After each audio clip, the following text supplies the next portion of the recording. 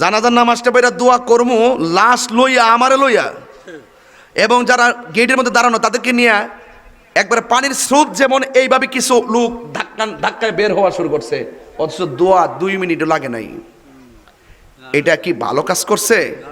এটা ভালো কাজ করছে? শুনেন, অনর্থক এই মুসলমানদের মধ্যে আর ফেতনা লাগাইয়েন না।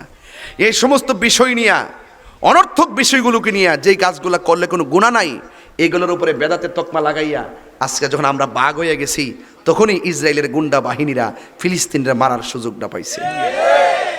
এরা বুঝ জ্বালাইছে যে আমরার মধ্যে মিল নাই, এরা বুঝা ফেলাইছে আমরা গড়ের মধ্যে 3 ভাগ। এরা জানে একটার দললে আরেকটা মাঠে আইতো না।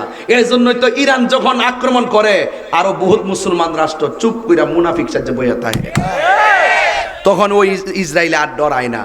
এই জন্য আল্লাহর ওয়াস্তে জামালপুর আমি কত বছর এই দুমিয়া কো